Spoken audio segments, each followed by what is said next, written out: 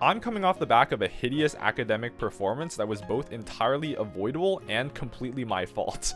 So, in the spirit of that, I'm going to show off a replay from a loss streak that I went on recently. As you can see, I am playing Kyurem offense against stall. Now, for those of you who may not be so familiar with methods of beating stall, allow me to outline a few for you. First is hazard stack with a knocker that threatens knock absorbers. Everyone knows that when hazards are up, the efficiency at which defensive Pokemon operate is decreased a lot. So to circumvent this, stall uses things called knock absorbers, which are Pokemon that are fairly immune to hazards and don't mind losing their item, like Clefable, Gliscor, or Corviknight. However, if a knockoff user has the specific coverage or longevity to force these knock absorbers out, then it will start knocking other Pokemon that are weak to hazards. So that's one way stall can be broken open. Another way is to exploit the fact that so many stall compositions use Blissey as their anti-special attacker check. And so what you'll see is sets like Nasty Plot Golden Go with Psyshock and Terra Fairy Dazzling Gleam, because Blissey often runs Terra Dark in order to avoid raw Psyshock. There's other stuff like Nasty Plot, Terra Poison, Sludge Bomb, Darkrai, because that ignores Toxic, it forces out nearly everything else on stall, and once you get the Toxic on Blissey, it has to switch. Stuff like that.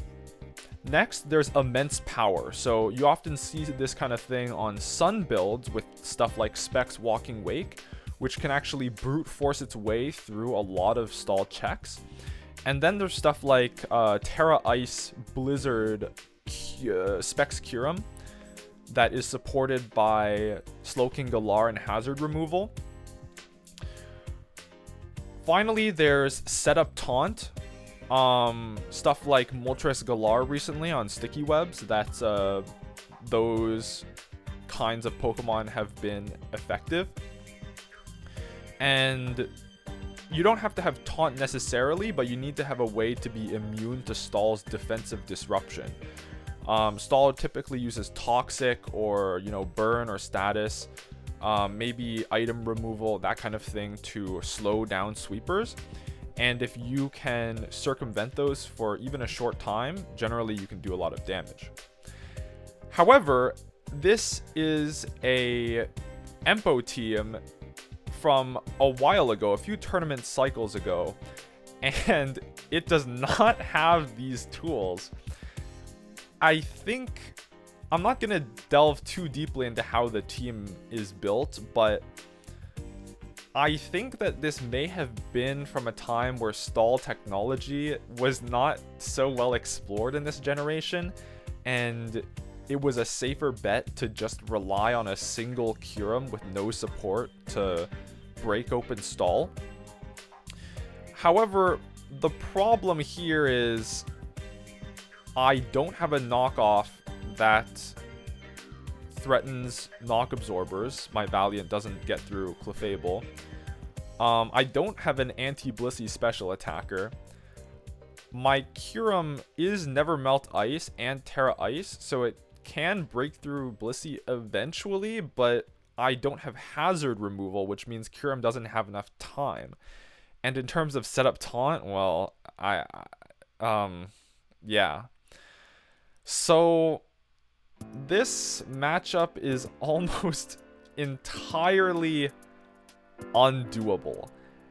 And to be honest, I'm kind of checked out. Like, another one for the loss. Another one for the loss streak. It is what it is. However, what happens in the following 20 turns or so may shock you. Anyway, I actually want to talk about something briefly that kind of irritates me, and that's when people say, preemptively before trying to do something, oh, I'm so bad at this one thing. And I don't like that because I think it's almost a way of avoiding accountability. Like, they say, oh, I'm so bad at this.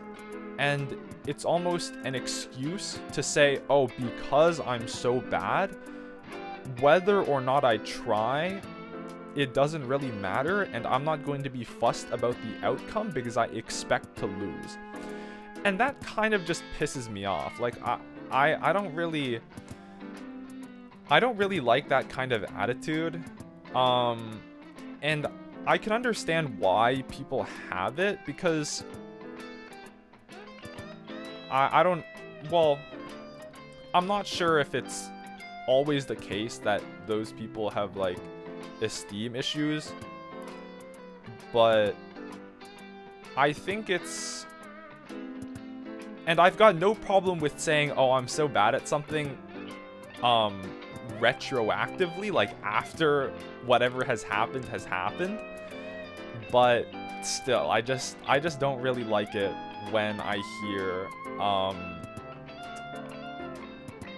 I'm so bad at something, because I feel it implies that there's no need for that person to be invested in the result. Anyway, we have gone on to the final stage in this game, and I'm thinking, okay, so the Dondozo is at like 49 because he like miscounted sleep turns, and like it hasn't lost its boots, but oh, I don't know. I guess I'll just set up with King Gambit and hope I can Iron Head flinch through it. So I do that, and this Blissey outspeeds me and starts tossing me, and I'm like, oh, it's so fucked, dude. It's so over. Here I Katao because I know the Skarmory's gonna Iron Defense thinking I'm gonna Sucker Punch. And I'm 11%, and I'm like, okay, so if miracles do exist, it has to happen now. I flinch once, and I'm like, oh my god, it can actually happen. I need one more. So I flinch, or I go for the flinch, and I don't get it, and I'm like, oh fuck, but he doesn't rest. Like, he just raw liquidations into me, and now he loses to this setup King Gambit, and I just... How can this be possible? I really don't understand how this could be possible. So yeah, that's it from me today. So if you take away anything from this video, there's a few things Stall can lose to that, you know, pretty common in Gen 9. Do not get tired of winning and just start clicking random shit, because you can still lose the game, and be accountable for the result even when you don't expect much. I hope you have a good day.